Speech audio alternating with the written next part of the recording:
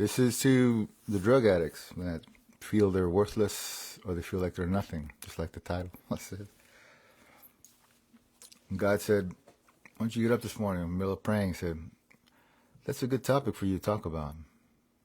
So ask God, what is it you wish me to say about the drug addicts out there, or addicts, those who struggle with addiction, that feel the worthlessness of what it can make them feel, and the nothing that they can feel too, that the life of addiction can make them feel.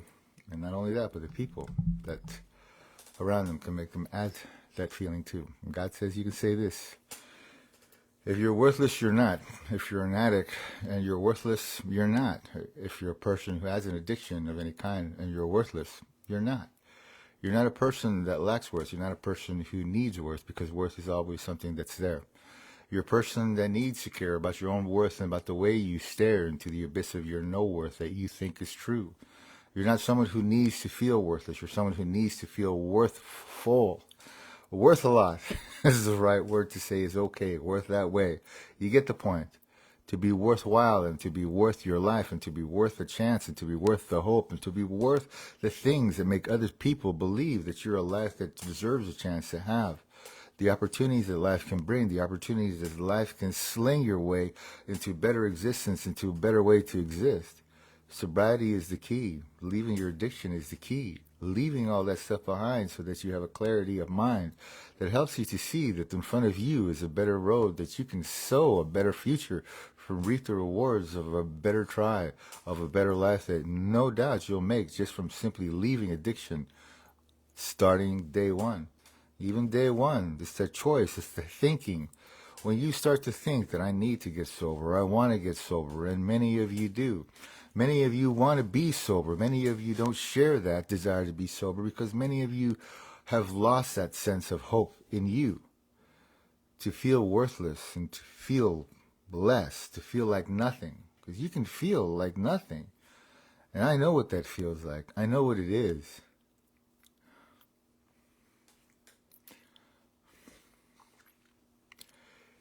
It eats away at your hope. It eats away at your belief in you. It eats away at your belief in the future. It eats away at the belief in what you can do. It eats away at your certainty of you. It eats away at your confidence. It eats away at you. It eats away at your desire to be friends with people. It eats away at your hope in people. It eats away at your hope in you. And it eats away at your belief in you, and your belief in people, and your belief in your situation. It eats away at that. And when it eats away at that like that, you can die. The truth about addiction is what sometimes the people who make you feel worthless don't really understand. For an addict to be someone who dies, they have to give up, not try. And when you're an addict who's sober, you're an addict who can die when you relapse after months of sobriety is true on the very first try of getting high. Intravenous drug users are at the highest risk of dying. When they are sober, they can be in a program. They can be lighting up the world. They can be loving everybody in their family. They can be showing them the stars. They can be showing them how much they're a star. They have a tough night. They have a tough day. They run into someone who just maybe doesn't believe in them and shares that, or makes them feel like absolute garbage. The feelings of shame, the feelings of worthlessness, the feelings of feeling like nothing that they carry on their own are still close to the surface is true. And when you push an addict down without knowing it, it's not your fault, it's true, but you can be aware too. You can be aware too if you know the addict, if they love you, and if you're someone that matters, and they're trying and they're succeeding, and that's what you see.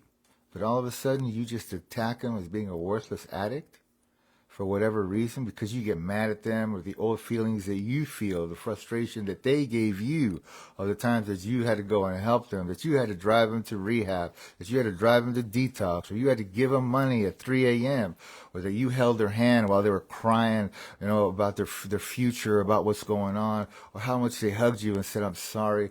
The times they rolled up at your house and, and they just wanted to hang out, and you let them hang out, and you tried to talk to them, and you tried to love them, and you took them to the store, and you gave them something to eat, and you fed them when they were hungry, and then when they lost everything and they had nothing, you're the one who drove and under the bridge and found them sleeping when the whole family couldn't find them.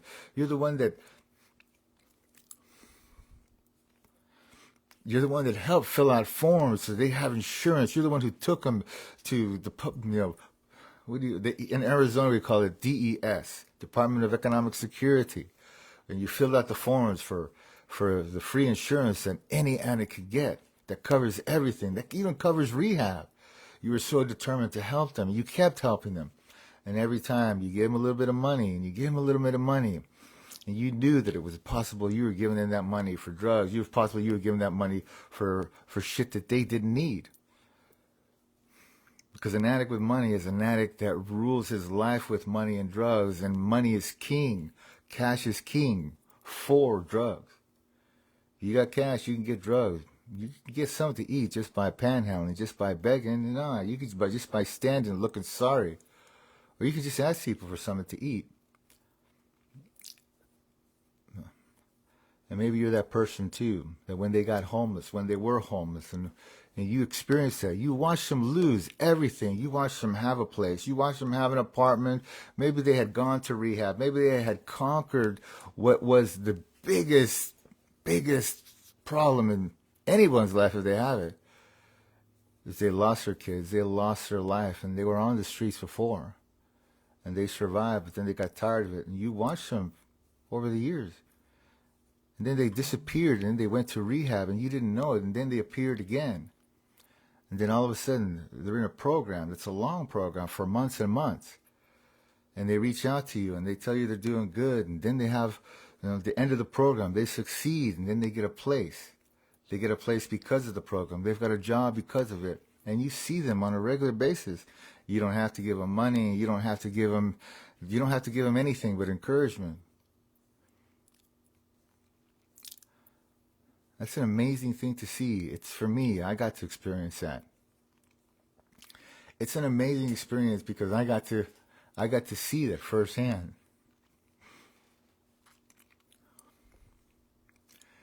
I got to see somebody who I cared about and who was homeless, who had nothing.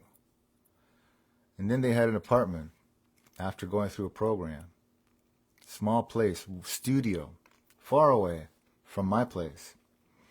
And I remember walking in there and looking at what they had inside. And they had furniture, and they had a TV, and they had a kitchen, and they had food in the fridge. I was so amazed, and I was so proud of them. I don't think I really expressed it. I get excited about stuff. I got to see that, and I got to experience that. And when you know someone who's homeless, and you know someone who lost it all, and you know someone who has nothing, and then they get it back, it's an amazing thing to experience and see, especially if you're the person that was there doing all the stuff that I just talked about. Because I'm one of those people, like many of those people, who's done that stuff that I talked about. I'm the one who's held their hand. I'm the one who cried with them. No, I'm the one who cried for them, about them.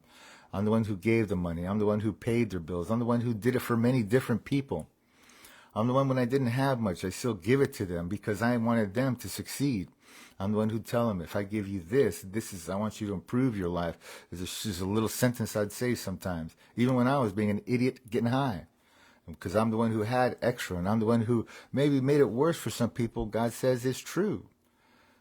You can make it worse for people because when you're an active addict, you can make it worse for people if you've got more.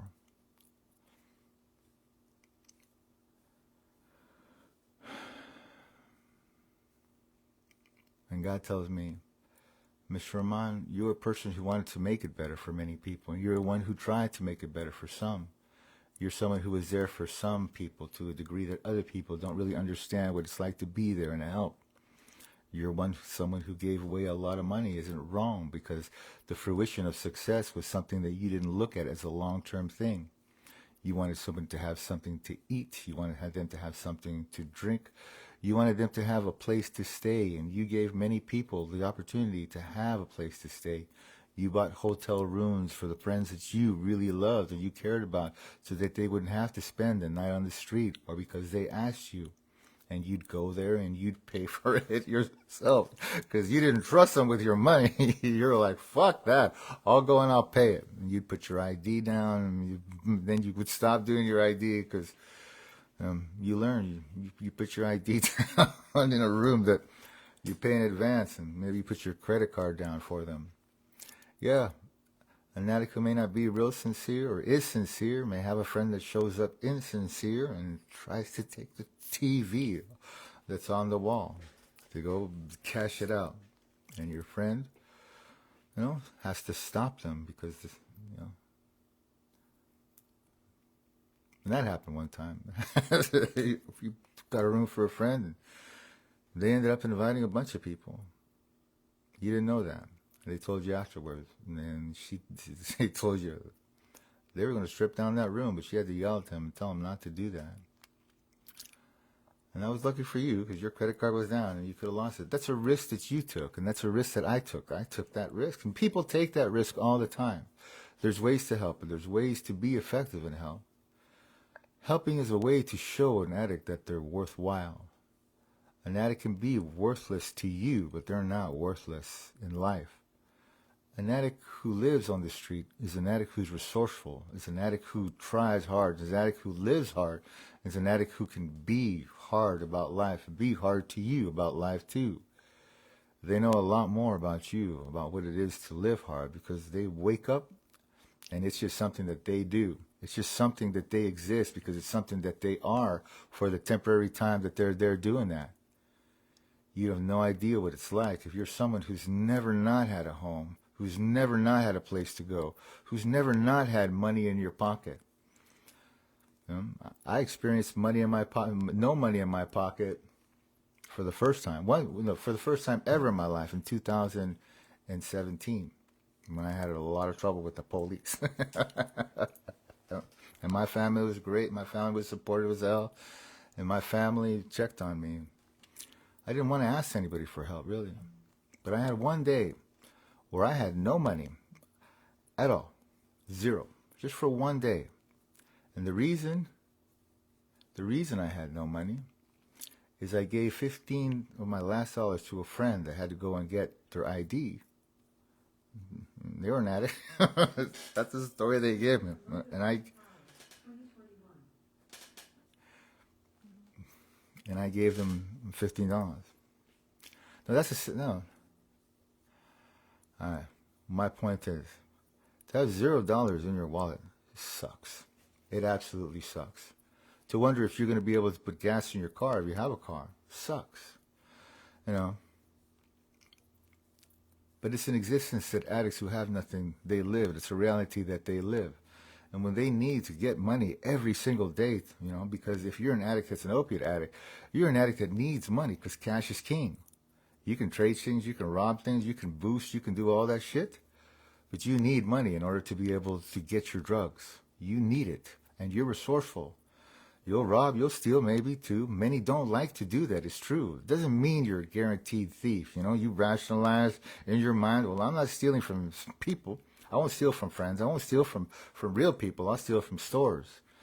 And I had to explain to a friend of mine when I said, there's so much stealing going on that people do in stores that it raises the prices for everybody.